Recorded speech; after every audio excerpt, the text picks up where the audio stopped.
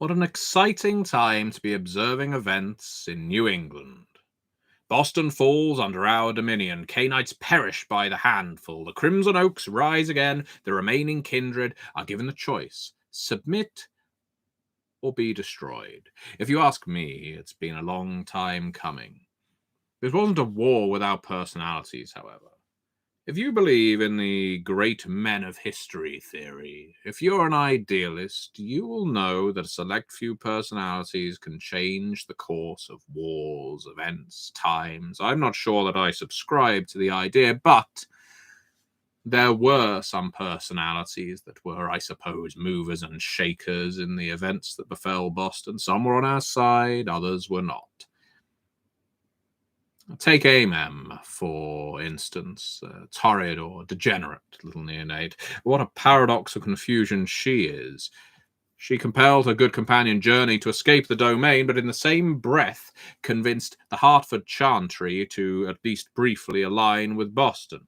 She discovered Prince Iverson was scheming behind the backs of her allies, but her actions led to the Anarchs suffering grievous blows and losses.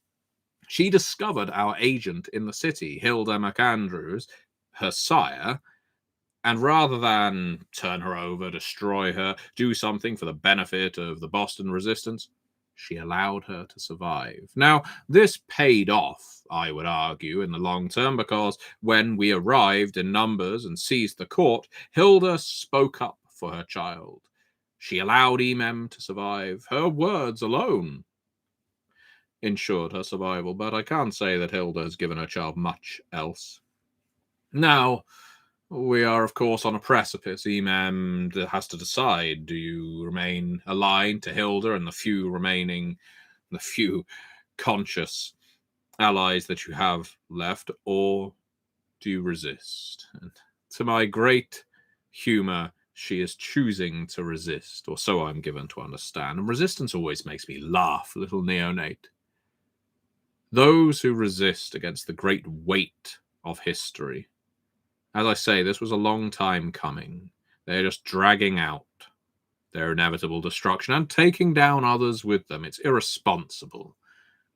Now, I can't fault the degenerate for her fight, but this resistance comes too late for her. She must pick a side and stick to it. All this indecision, it's difficult to track. Now, Galeb, there's a remarkable character. I had such hopes for him. I do appreciate a Ventru that is more than a sharp suit and attitude. He resisted the tortures of those hunters. He made a pact with a werewolf. No small thing. And yet, lost his prospective child to his prodigal one, Beryl Underwood. That kind of thing happens when you abandon those who adore you. Allegiances flip, hearts are broken, and in Beryl's case, you end up left to rot in some hunter's cell. Beryl, while a disappointment as a child, was a potential ally, and so I grieve his destruction. Galeb, on the other hand, is a figure of bitterness and great capability. We hoped that we might enlist him, play on that bitterness, exploit that twisted soul, but instead he aligns himself with the prince that pays him. Is that really all that there was to this Ventru? Who can put the most in my pocket? That is who will buy my loyalty. I do not know for certain, but I do know he was an adequate executioner. He fought alongside Hazel Iverson, and of course both of them were destroyed for so doing.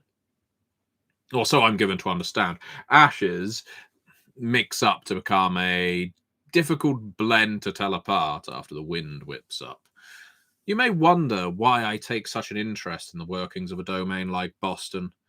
Should I not be content in my own British Isles? As I say, these reprisals are a long time coming.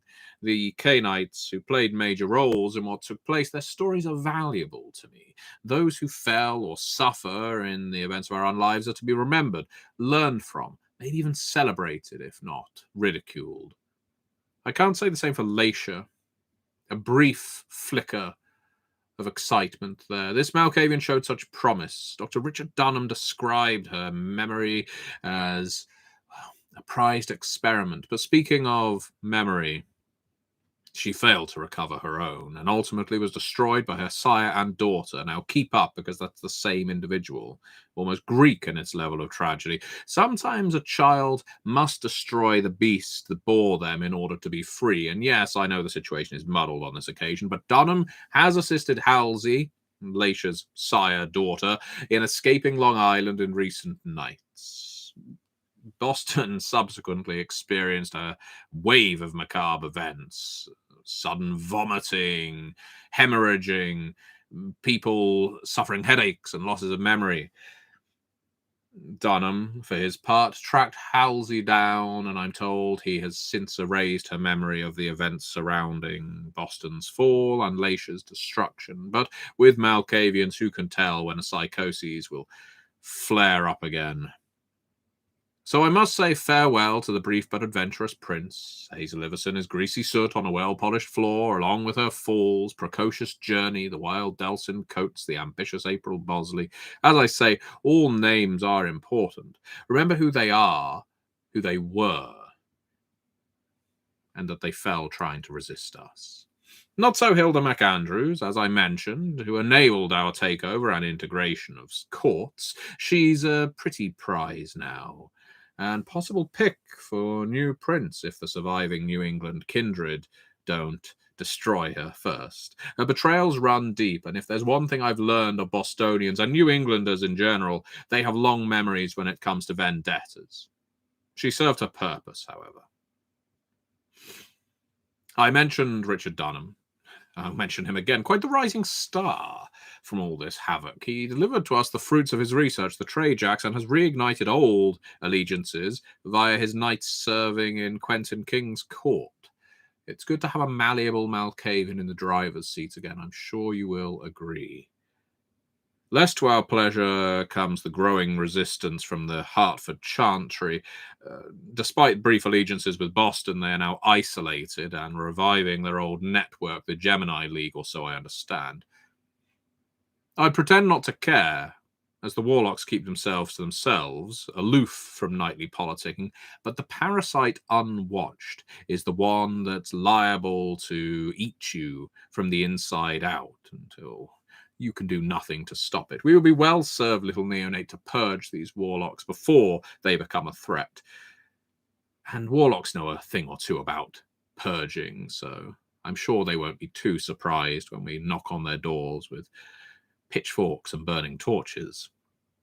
Where does that leave us? Largely in charge, you'll be pleased to know. Dunham steered the SAD to assist in our purges of resisting kindred and has since withdrawn those hunters from our territory. Kurt Dench is back among us, rejoining the Boston court. Caius Leto, a loose end, taking refuge somewhere in New York. In short, I applaud the K-Knights of Boston for their chutzpah, but I pity them for their self-interest, disunity, and ultimately their destruction. It has always been the way with kindred in the Americas. They look to themselves first. It's ingrained in them. Disappointing. We will teach them the power of unity, little neonate, and they will find us extinguishing any flame of resistance without mercy. New England is just England now, as far as I'm concerned. The kindred there had best get used to that fact.